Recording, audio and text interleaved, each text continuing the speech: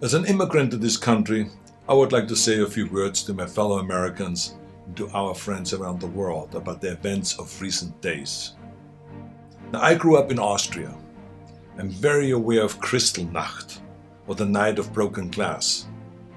It was a night of rampage against the Jews carried out in 1938 by the Nazi equivalent of the Proud Boys.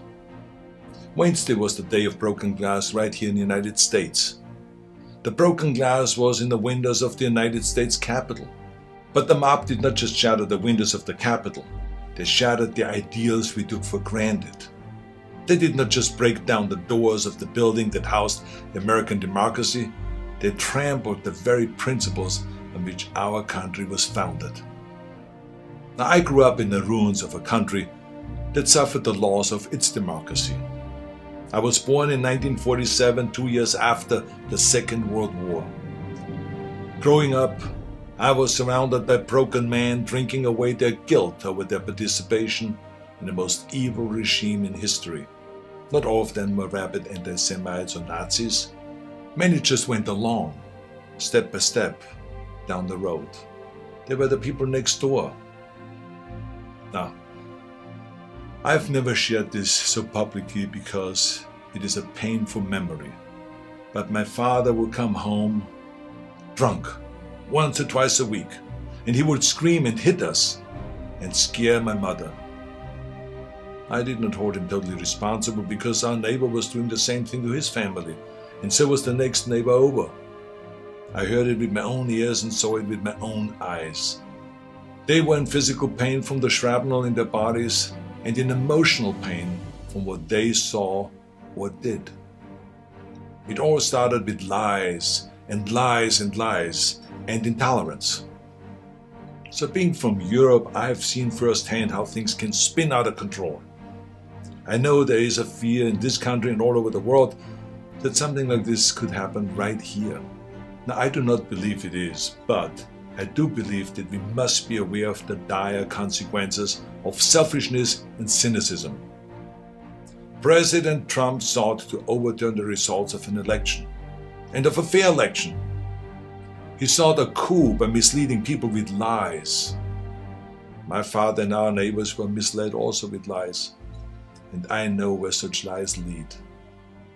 President Trump is a failed leader. He will go down in history as the worst president ever. The good thing is that he soon will be as irrelevant as an old tweet.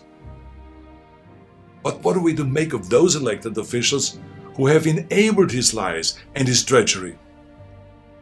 I will remind them of what Teddy Roosevelt said. Patriotism means to stand by the country. It does not mean to stand by the president. Now, John F. Kennedy wrote a book called Profiles in Courage. A number of members of my own party, because of their own spinelessness, would never see their names in such a book, I guarantee you. They are complicit with those who carried the flag of self-righteous insurrection into the Capitol. But it did not work. Our democracy held firm. Within hours, the Senate and the House of Representatives were doing the people's business and certifying the election of President-elect Biden. What a great display of democracy. Now, I grew up Catholic. I went to church, to Catholic school. I learned the Bible and my catechism and all of this. And from those days, I remember a phrase that is relevant today: a servant's heart. It means serving something larger than yourself. See, what we need right now from our elected representatives is a public servant's heart. We need public servants that serve something larger than their own power or their own party. We need public servants who will serve higher ideals, the ideals in which this country was founded, the ideals that other countries look up to. Now, over the past few days, friends from all over the world have been calling me distraught and worried about us as a nation. One woman was in tears about America, wonderful tears of idealism about what America should be. Those tears should remind us of what America means to the world. Now I've told everyone who is called that as heartbreaking as all of this is, America will come back from these dark days and shine our lights once again. Now you see this sword?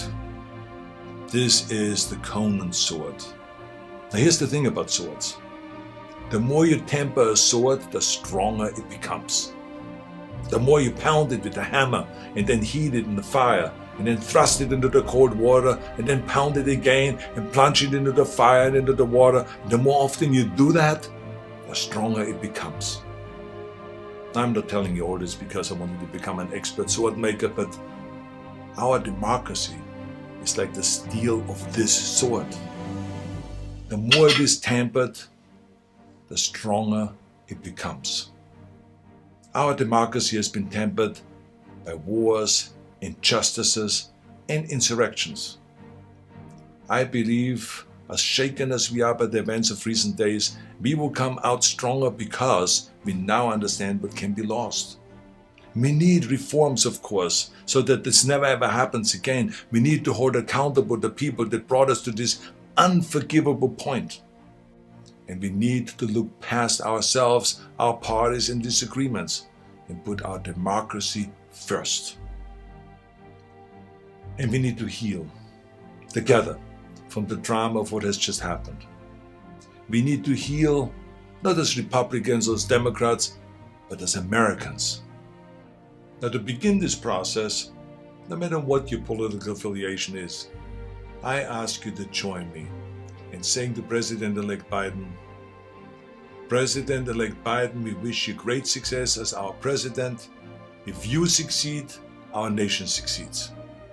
We support you with all our hearts as you seek to bring us together. And to those who think they can overturn the United States Constitution, know this: you will never win. President-elect Biden, we stand with you today, tomorrow, and forever in defense of our democracy from those who would threaten it. May God bless all of you, and may God bless America.